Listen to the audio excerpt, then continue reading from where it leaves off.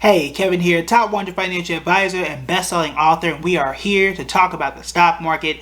Today I want to give you 6 stocks that you might be sleeping on. So these are companies that have done pretty well very recently, that have some reason to continue to rise, that most people, in my view, aren't really looking at. So we already know the Googles, the Googles, the Apples, the Amazons, all that popular stuff. We all know that stuff is out there, and that's easy money, right? So I'm not saying that those aren't great. I'm saying what are some things that are under the radar, relatively under the radar, that people aren't talking about enough. So I've got a list of 6 here. I pulled this together and I actually posted this on Instagram on Sunday and TikTok. Your boy's on TikTok now.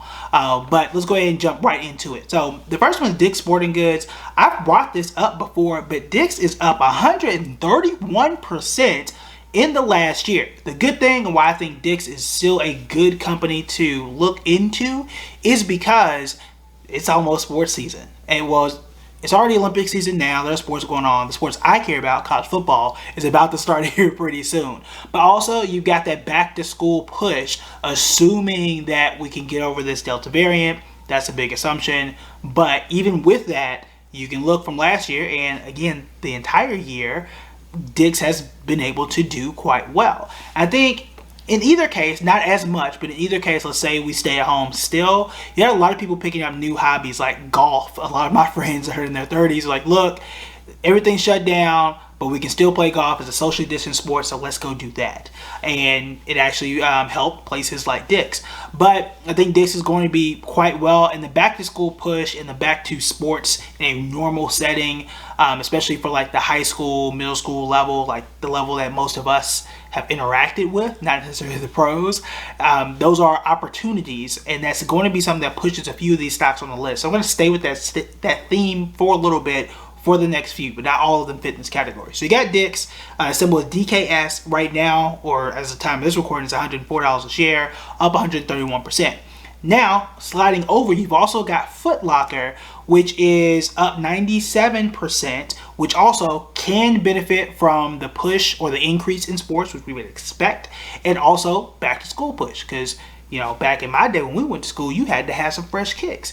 Now, I couldn't afford no Jordans back then, but, I might have got me some nice Reeboks back in the day, or whatever else was on sale back then as well. But Foot Locker does benefit from it. What I do like about Foot Locker is it feels like a discount still today. The price right now is $57.07. Now, I'm not a huge person that says that you got to get a full share, and that just because the price is cheaper, that makes the stock better. Not necessarily.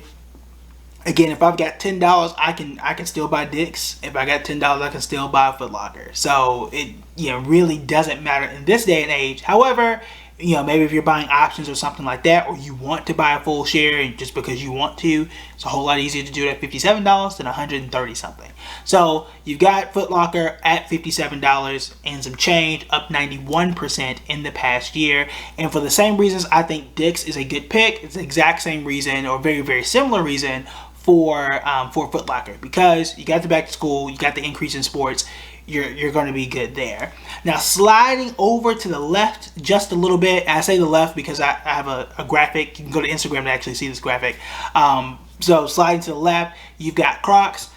Crocs is a surprising stock. I actually brought this up a while back, but they're up 275.6% in the past year. Apparently, and I didn't know this before, Crocs are really cool.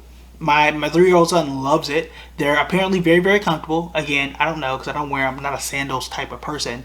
But also, this is one of the most popular stocks for nurses, which unfortunately really, really needed them during the pandemic. But aside from that, again, you got the back to school. You got that option there too, because it's really popular with the kids. But again, they have a good product and they've consistently beat expectations. If I'm not mistaken, from their bottom of last year, the company is up 1,300%. And it's something that, again, I just don't think enough people are talking about. And I also get to the downsides of some of these stocks too. But I mean, it's really, really hard to beat something like that that's really understandable, that is apparently very comfortable, and has a little bit more runway, I think, to go, at least for the next few months. Now, Next company is Target, also known as Target. That company is at $261 per share. Pause, going back, Crocs, CROX is a ticker symbol there. I said because if you put in the wrong ticker symbol, you're going to end up with the wrong stock. So Crocs, the shoe, is CROX. They are at $135 a share. Now going to Target. Target is $261 a share. They're up 109%. Now I do own Target. Target benefits for a lot of reasons. Yes, you got the back to school push. That aside, we're done with that for now. But also, you got holiday season coming up down the line. They did extremely well. It's one of those companies that you can't necessarily get rid of, right? Regardless if we have a pandemic or we're continuously in this thing and its Delta variant continues to be as bad as we think it is, you're still going to need those groceries, you're still going to need those clothes, you're still going to go holiday shopping in some form or fashion, even if it's Target online. So they've done incredibly well during this period. Again, up 109% over the past year. They're doing well. I think they will continue to do well, at least for the next year or so. I mean, it's Target. It's hard to really poke holes in what they're trying to do. You got Amazon, you got Walmart, depending on how you want to feel about Walmart, and you got Target. Or you can say Amazon, Target, Walmart. Whatever order you want to have it. I think the thing that's special about Target is that it separates itself from a brand perspective. People are really, really loyal to Target and how they operate. I don't see that for Walmart. I think we'll just go to Walmart because it's open.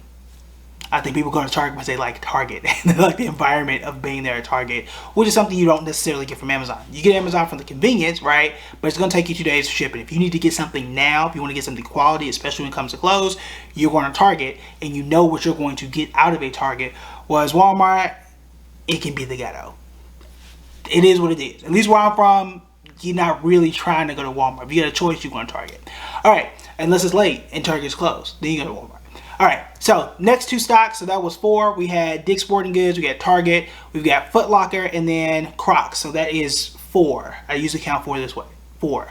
Now, the next 2, pretty interesting. We've got Estee Lauder, which ticker symbol EL. They're at $333 a share at the time of this recording and some change. They're up 69% over the past year. They're an interesting company. They're in kind of the defensive stock category, meaning when things don't go all that well, people still apparently buy makeup and beauty products. Clearly, I'm not one of those people, but it's one of those categories that can do pretty well. Now, there is an asterisk or a concern here. Back in the day, really last year, they had a lot of their sales in malls.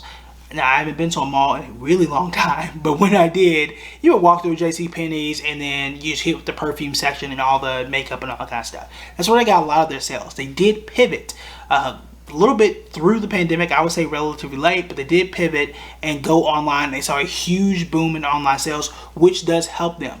If things continue to open up, which we'll see because the Delta variant has really thrown a wrench in a lot of things, that's the biggest concern there. But if they stay online and continue to do well, that's going to be a big boon for them. If things do open up, I really expect this stock to take off. The question is, will things open up the way we expect it to, or will the Delta variant have something to say about that? Of all the companies I'm mentioning here today, I think this is the riskiest one. This is the one that, not to say I wouldn't invest in it, but this is the one I'm like, I might put the least amount of money here, or I would be a lot more cautious and a lot more, vigilant around Estee Lauder based on this list. All right, then the last one is Avis Budget Group. They are up 222%. Right now, they're at $82 a share. Now, Avis is very interesting. Now, there's also a bit of risk here in that they are kind of lumped into the travel company industry, right? So, travel company industry. Yeah, they're in that category. I think category was the word that I was looking for.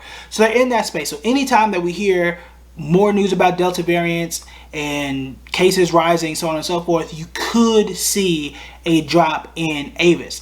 Now I don't see this being as detrimental as the airlines because you're packed in. I think people would rather avoid airlines and they flock to cars, which helps them.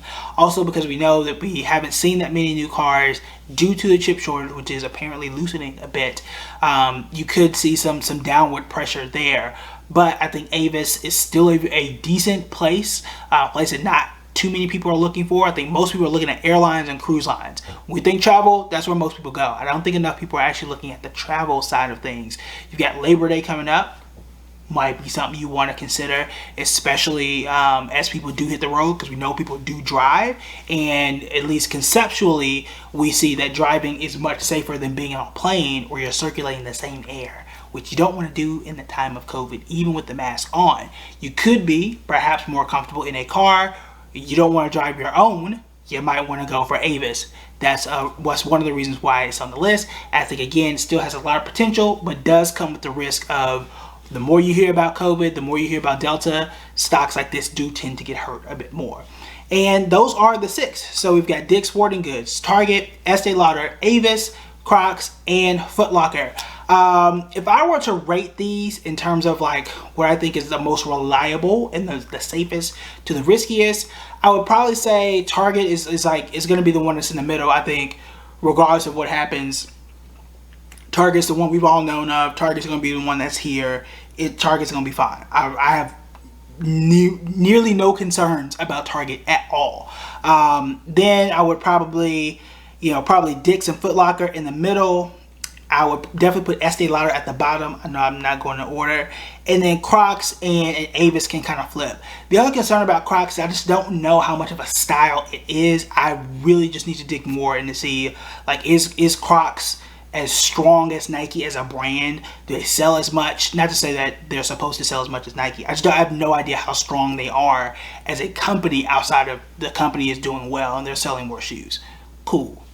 But then what, right? I know Nike sells a bunch of stuff. I know they have a huge marketing budget. I just know way more there. So if y'all are wearing Crocs and y'all know more about it, please let me know in the comments. But again, I would say, Target, Foot Locker, and Dick's Sporting Goods, kind of that top half of this list. Then I've got Crocs, Avis, and then Estee Lauder at the bottom in terms of risk there. Also, comparatively, I'm looking at the list now. Estee Lauder is the riskiest in my view. Okay, that's in my view. And it's also up at least at 69%. So you can kind of gauge that it may not be worth it for you, depending on where you are. Again, I'm not as familiar with Estee Lauder products either, right? So I'm telling you up front, there may be an Estee Lauder expert that I just don't know, right?